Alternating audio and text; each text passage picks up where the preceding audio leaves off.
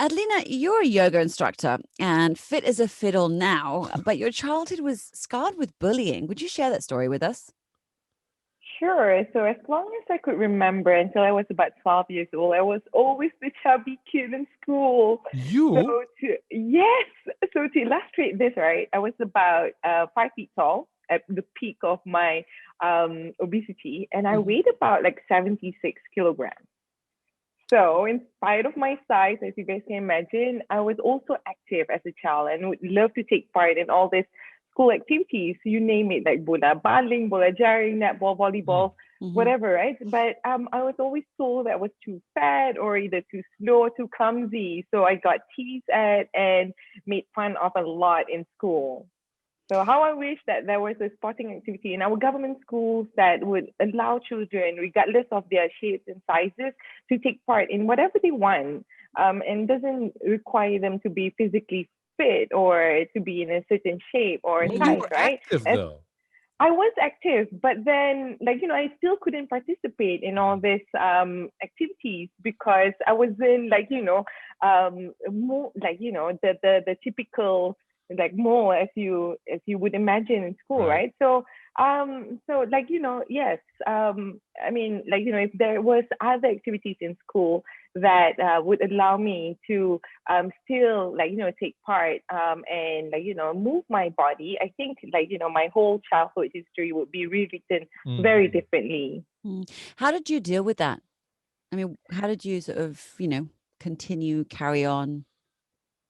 Well, like, I just stayed away from, like, doing any sports altogether, just focus on studies. And not until, like, I went abroad that I was exposed to yoga and, like, found something that, like, I could still exercise and do, like, all these physical activities without having to be, like, a certain shape or size.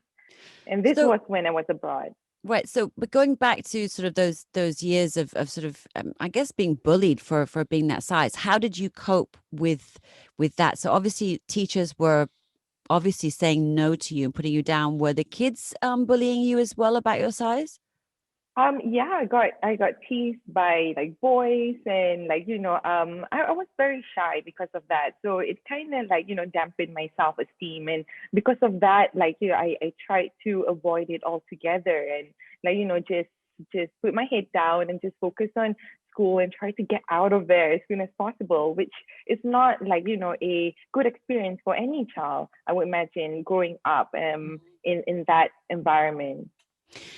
Now, you escaped your past and traveled around the world for 10 years. How did that experience change life and your confidence Right. levels? Yeah. So before I moved to in 2015, I lived in three different countries. So I moved places a lot, changed jobs and all of that, right? But one thing that remained constant was yoga. That kept me going because it kept me sane and, like, physically active. And hot yoga in particular reminded me a lot of home. Because you sweated a Especially lot? no, no, because yeah, Oh, because I during was those going to say, it's like the cold keypad's not winter working. times. No, like, in Chicago, imagine, like, winter blizzard and, like, and Windy. then said yes, windy city. Yeah. So suddenly there's, like, hot yoga joints that, like, really reminded me of, like, our local temperature. And so I kept going back. So towards the end of my 10-year period is when I decided to take a gap year. And then, like, before I pursued my higher education, I traveled to India and to the Himalayas, where I took, like, 1 month of yoga instructor certification Mhm. there, and that kind of changed the whole trajectory of my life But you were moving traveling forward. for 10 years. I mean, that was for, it wasn't for yoga, it Um, was for work. no, yeah, that was for study, for work, and, like, I just stayed on for throughout, like, that decade. And yeah, so I lived in Australia, the US, the UK. So But yoga was moved before about. that, though. You got introduced to yoga before that? No, I got introduced to yoga once here in Malaysia, but that was, like, just a one-off thing. We had an instructor coming to teach us at home, and that's it, right? But It was too hot when to I do yoga here, was it? You needed to go no, heating to do it. Okay. no, because back then, for some reason, it was like a taboo, right? People associated yoga with Hinduism, and I remember doing yoga in our porch in front, and all this pachi were like looking at us until Right, we had right, to yeah. park our car just to Yeah. block the view from our neighbors. So we just did that because my sister came back from the US and she had done yoga a lot there. So that's my first experience. But then I practiced more regularly when I was abroad. I can imagine that. This is downward dog. Eh, tak boleh main anjing tau. I'm like, that's not what it is, man. Hilarious. Good. Okay. Yeah. And so you opened up a yoga. So you decided to return to KL first of all, in 2015. Is that right? Yeah, that's right. Okay. So what made you decide to come back home and settle down? Well, at that point, I've just completed my MBA, so I could choose to go back to the corporate world or come back and do something, and that would be to pursue my dreams at that point. And when I came back to Malaysia, just on a holiday, I saw a gap in the market for secular yoga, non-religious yoga. Right. There's not going to be a statue in the corner or elevator music in the background. Right. So I thought I'd give it a shot. So I combined my interest in business and my passion in yoga to create a yoga space that is more accessible to the millennials. Right. So you finished your MBA and you just thought, okay, that's it. I'm going home for a holiday. Oh, I'm not going back. No, at that point my visa would expired as well. So I thought that was Forced homecoming. yeah. Forced balik kampung. No choice at the moment, unless I do a PhD. Okay, got it. Understood. Yeah. Always inconvenient when that happens, isn't it? Right. No, I chose to come back by force. Right. It's the way you frame it, right? The perspective in life. Oh dear. So what were you incidentally studying when you were abroad? I did architecture, and then I pursued my MBA right after. Yeah. Wow. Okay. So architecture and masters in business. There's a lot of different things. Yeah. Well, I was working in a few firms after that, and I thought why not do something that I was really really passionate about. I knew I was kind of creative, but then I wanted something more. I think something that that is a bit more practical. Yeah, because architecture is like nonstop. It's like it's very. Oh gosh. Yeah, you work nonstop. You have to. People think lawyers have got it bad. Those architects, man. Architects, yeah, exactly. Okay. Yeah. So you opened up a yoga studio in 2015 itself? 2015, correct. Right. Okay. And last year didn't go too well for you guys. So can you tell us what happened when the pandemic hit? Yeah, so since 2015, starting the business was the easy part. Staying in business wasn't too bad until 2020 happened. So COVID came, and last year up till this year has been the toughest years yet. So like many businesses in the service industry, we were forced to shut down, and we were the last ones to reopen, right? So during the lockdown, we started giving out free classes, moving our classes to our social media platform, and still paid our instructors at the same time. Yeah, I know it was tough, but then we felt that it was our moral obligation to still support our community. So we were collaborating with micro businesses, with NGOs to raise funds for the needy. We even worked with KD, who you guys interviewed as well. So yeah, right. That was a while back. Then. Yeah. Yeah. Right. So we're still feeling the repercussions of it, but at least now we have established our online classes. But then again, there are plenty of online classes out there. So we are struggling to find our groove back again, and try to redefine ourselves and keep ourselves relevant in the current condition. But in 2015, then 2016, 2017, business was on the up and up. Okay. yeah, it was good because we grew alongside a all this fitness booking app. Yeah, yeah. They were growing in Malaysia, so like we grew along with them, and like the that business got shook up a little bit, and so did we. But then like we were still able to like carry on and can still manage like whatever external forces that were coming at us. But last year though was like something Yeah, I mean, else. it wasn't like a gradual thing, right? It just No, boom, Yeah. just crashes. exactly. Yeah. Yeah, yeah. Okay. So what kind of percentage roughly would you say, your business took a hit for last year? Okay, to put it in like monetary terms, right? 75%, three quarters of our funds that we saved up throughout the 4 years was depleted in 1 year. Wow. No. Yeah, But so having said that, you were still honoring payroll for your instructors. So I think correct. that's a pretty That's very, impressive thing to yeah, be able to do. honorable. Yeah. Uh, Yeah. yeah, we had to Mm. because Okay. they needed to survive as well. So Right. yeah. Yeah, but Mm. so did many other people. But you don't see, every sort of Yeah, I mean, you could company have being taken able it to do easier that. on and said, let's close down. Sorry, bye. Right. But you didn't. Yeah. You're stuck to it. Mm, Yeah. I guess karma we was had part to. of your yoga training. Okay. Yeah, we tried to like I mean we profit share. We tried to find ways to for all of us to still survive in those conditions, right? But Mm. we still were paying our instructors and giving out classes and all that. So yeah, it was tough. Okay, Yeah. so there was a sort of silver lining, as it were, or rather, maybe you Mm. could say a serendipitous moment when you were doing something I've been learning to do, gardening in lockdown. So, how did gardening in lockdown change things for you? Yeah, so I was outside, trying to like, grow something, and probably was doing a bit of stretching at that time when I saw a bunch of kids started mimicking me. So I just showed them a few simple yoga moves, and I was very intrigued at how they respond to it and how open-minded they are. So since then I started giving out like mini yoga lessons, and they call it kids yogurt.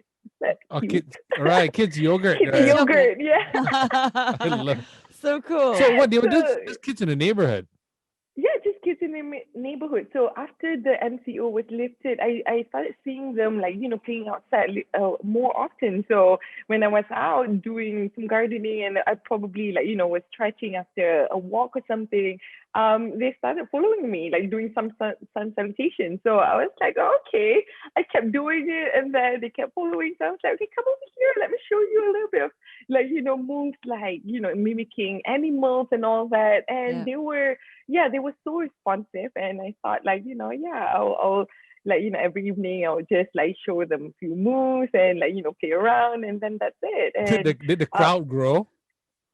yeah, so it grew from like one to like now I've got like up to five kids that was just like Ding just dong. yeah. Nice, Hey, man. crazy auntie, show us how to Yeah, milk cow again. exactly. Can we do more kids yogurt? I was like, yeah, sure. I Oh, love that that's kids so yogurt. awesome. Yeah. So, do you think your childhood experience of, I guess being overweight and being bullied helps you connect with children better? Yeah, I think so because every child's different, right? So why do we treat them all the same in schools? Like, sure, I understand that it's more practical, it's more efficient that way, but they come in all shapes and sizes. They are wired differently. Some are normal, some come with learning disabilities. So what I try to do in my kids yoga class, hang on one sec, hang on one sec. Chu, I'm having an interview. Shush, please. I love the fact that we're recording this. All I'm this is so gonna go sorry. on. I love I know. that. I'm so sorry. I'm having an interview soon. So, Who's okay. that? Who's that? So, Who's that? my sister. What's her name? This is Light FM. Who's that? Sue, why are you so Sue. noisy? Sue, my sister, in her Hi, PJs. Sue. Looking good, Sue. Hi, Sue. Time to go do some cow movements. Cow baby. Exactly. They want you to do some yoga. Okay, let me ask you. Let me ask you this Okay, again. I guess look, because you're right. we're talking about why you decided to set a kids yoga up. your classes, right? So do you think Yeah. your childhood experience of being overweight and bullied, it helps you connect with your kiddo clients better? Yeah, because I do feel that children are made differently, right? Then it's not fair for us to treat them the same in schools, although it's practical and it's efficient that way. But they come with all sorts of learning disabilities. Some are normal, some are not. So in my class, what I try to do is to try to understand them as individuals and try to engage with them, understand what their passions are, what their interests are, so that I can create a more meaningful experience for them. So, because of that, I think in my class, I try to forget about, their physical fitness level or anything. I just focus on having fun. And so my class are not about practicing like perfectly aligned poses, so to speak. It's just to instill values about compassion, about empathy, and try to teach them to regulate their emotions so that they can cope with anxiety better, try to boost their self-esteem, and so on and so forth. Is this a temporary thing that you're doing, or is this gonna be in the hot yo list of things that you can get? So yes, we have been doing a lot of kids yoga classes. We've been teaching teacher trainings for people who are interested in teaching kids yoga. So yeah, it's been in our curriculum for the last 2 or 3 years now. But um, uh, having kids yoga classes at home was something new and came out of the NCO. Right. Yeah. Okay, so basically, as you know, or I'm not sure, would you know? Do you know that actually for What? Lord of the Rings? Yes. Okay. avocado? Avocado. Yeah. Okay, let's start again. Right. I'm not sure if you're aware of this, but for every guest we have on our Friday session, we create, or rather, JD creates a free plug for. Okay. And this is something you can use all across your social media platforms to basically plug your new business that you're trying to push out there. And we love kids and we love kids yogurt as much as you do, obviously. So we're just going to let you listen to this and hopefully you like it. Ready? Sure. Hey, a friend of mine's been asking me if I knew anyone who did yoga for kids. Hot Yo. Really? Should I turn up the AC or something? No, I mean Hot Yo as in Hot Yo Studio. They do yoga for kids. That's right. Hot Yo Studio now provides yoga classes for kids as young as 3 years old, and it's focused on fun and creating a meaningful experience. As long as it gets them away from those digital screens. That's right. And each session lasts between 15 to 45 minutes. Sounds fun. How do you get in touch with Hot Yo Studio? Call Adelina at 03-6211-3263 or log on to hotyostudio.my for more information. Yoga for kids, expanding their minds beyond their school or Zoom classrooms. Oh, that's amazing, guys. Well done. Oh, well done, you. Yeah, well done No, you and well done, guys- JD. All of you guys, amazing. Thank you for putting that together. Appreciate it. Yeah, you can use it for wherever you're gonna put it, because I think it's a great idea. Because when you said the kids in the neighborhood just kind of walked by, I'm like, kids usually nowadays don't even go out because they're so stuck on those So screens. true. Yeah, I'm just so glad Yeah. that you're actually getting them doing some physical exercise. Was that any shape and size, right? I love that. Yeah. Yeah, And I love the absolutely. fact that they're going to love confidence just by doing something that's not related to someone telling them anything, but them experiencing it. So good luck for that. And yeah, make sure you tag us when you use this. Yes. Plug. I will. No, but now Abso- if parents want their kids to do it, they can't just rock up to your house and do it, right? So Yeah. how No. do you register for this? Okay, A so lot of people outside her neighborhood going, I'm sure her house is here somewhere. I saw one group of kids standing there. Let's follow them. Follow the kids like Pied Piper. Yeah. Yeah, so the best way to book for a class or to inquire is to go to our website, really, www.hotyostudio.my, or they can connect with us on our Instagram handle, hotyo.studio, or call us. If there's one thing you'd say about why your classes are different for kids, what would it be? One thing for sure is that they can just be themselves.